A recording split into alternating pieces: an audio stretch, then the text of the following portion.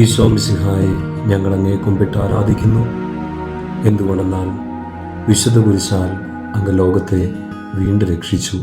യോഹന്നാന്റെ സുവിശേഷം 19-17 അവൻ സ്വയം കുരിശു ചുമന്നുകൊണ്ട് ഗോൽഗോത്ത എന്ന ആ സ്ഥലത്തേക്ക് പോയി. പ്രിയപ്പെട്ട സഹോദരങ്ങളെ, ഇന്ന് രാത്രിയിൽ നമ്മൾ ചിന്തിക്കാൻ പോകുന്നത് ഈശോയുടെ കുരിശിൻ്റെ വഴിയിലെ രണ്ടാമത്തെ സ്ഥലമാണ്.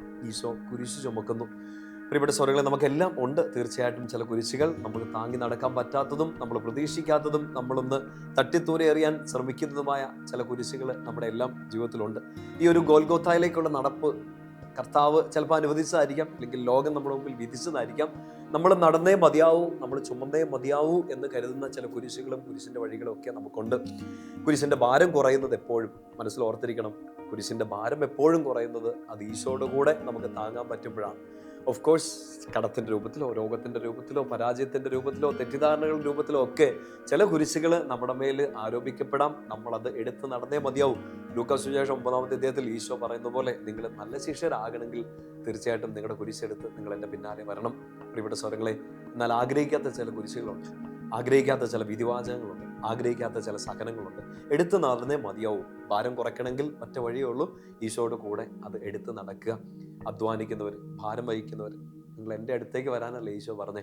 നമുക്ക് താങ്ങാൻ പറ്റുന്നില്ലെന്ന് തോന്നുന്ന ഈ കുരിശുകൾ, മടുത്തും തോന്നിപ്പോകുന്ന ഈ സങ്കടങ്ങൾ, ഈ ക്ലേശങ്ങൾ, ഈ ഭാരങ്ങൾ, ഈശോയുടെ പ്രിയപ്പെട്ട കുഞ്ഞ്, ലോകത്തിൻ്റെ ഭാരം മുഴുവൻ ഏറ്റെടുത്ത ഈശോയ്ക്ക്, കുഞ്ഞ്, നിൻ്റെ ഭാരവും സഹനവും ഒക്കെ കണ്ണുനീരും ഒക്കെ ഏറ്റെടുക്കാൻ പറ്റില്ലേ?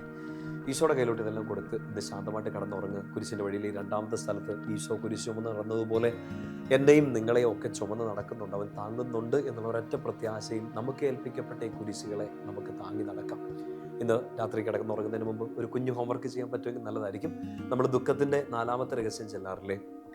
ഈശോ ഭാരമുള്ള കുരിശുമരം ചുമന്നുകൊണ്ട് ഗാഗുൽത്തായിലേക്ക് പോയതിനെക്കുറിച്ച് നമുക്ക് ഇന്ന് സാധിക്കും തോന്നുന്നു. നിങ്ങളതൊരു സ്പിരിച്വൽ ഹോംവർക്കായിട്ട് ചെയ്യുക.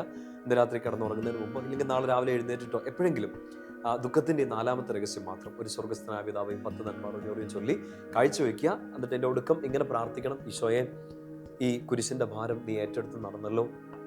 ആ കുരിശിൻ്റെ അറ്റത്ത് അങ്ങയുടെ പൈതലായ, അങ്ങയുടെ കുഞ്ഞായ എന്നെയും കൂടെ ഒന്ന് വെക്കണേ. വളരെ സിമ്പിളായ പ്രാർത്ഥനയാണ്, പക്ഷേ ഈശോയുടെ മുമ്പിൽ നമുക്കൊന്ന് സമർപ്പിക്കാൻ വേണ്ടി പറ്റുന്നൊരു പ്രാർത്ഥനയാണ്. ലോകത്തിൻ്റെ പാപഭാരം മുഴുവൻ ഏറ്റെടുത്തവന്, കുഞ്ഞ്, നിന്റെ കുരിശിൻ്റെ ഭാരവും നിന്റെ ജീവിതത്തിൻ്റെ ഭാരവും ഒക്കെ ഏറ്റെടുക്കാൻ പറ്റും. കുരിശിൻ്റെ കനം കുറയ്ക്കുക, കട്ടി കുറയ്ക്കുക, ഭാരം കുറയ്ക്കുക. കാരണം താങ്ങാൻ നല്ല ഉറപ്പുള്ളൊരു ഷോൾഡേഴ്സ് അപ്പുറത്തുണ്ട്, ഈശോയുടേതാണ്. അവന് എന്നെയും നിന്നെയും താങ്ങാനുള്ള ശക്തിയുണ്ട്, ശേഷിയുണ്ടെന്നല്ല, എന്നെയും നിന്നെയും താങ്ങാനുള്ള സ്നേഹമുണ്ട്. ആ സ്നേഹം ഈശോയെ മുന്നോട്ട് നയിച്ചു കുരിശെടുത്തുകൊണ്ട് നടക്കാൻ. ചില കുരിശുകൾ, വേദനകളൊക്കെ മുന്നോട്ട് ഏറ്റെടുത്ത് നടത്താൻ ഈശോയുടെ സ്നേഹം നിങ്ങളെ ശക്തിപ്പെടുത്തട്ടെ. സ്നേഹത്തോടെ കുരിശുകൾ ഏറ്റെടുക്കാൻ ഈശോ കൃപ നൽകട്ടെ. ക്രൂശനായ കർത്താവിൻ്റെ തിരുമുറിവുകൾ നമ്മുടെ ഹൃദയത്തിൽ പതിപ്പിക്കപ്പെടട്ടെ. ഈശോ മിശിഹായെ നമുക്ക് കുമ്പിട്ട് ആരാധിക്കാം. എന്തുകൊണ്ടെന്നാൽ വിശുദ്ധ കുരിശാൽ ഈശോ എന്നെയും നിങ്ങളെയും വീണ്ടെടുത്തു. ഈശോയുടെ കുരിശ് നിങ്ങൾക്ക് സംരക്ഷണമാവട്ടെ. പിതാവിൻ്റെയും പുത്രൻ്റെയും പരിശുദ്ധാത്മാവിൻ്റെയും നാമത്തിൽ ആമേൻ. ഈശോ മിശിഹായ്ക്ക് സ്തുതിയായിരിക്കട്ടെ.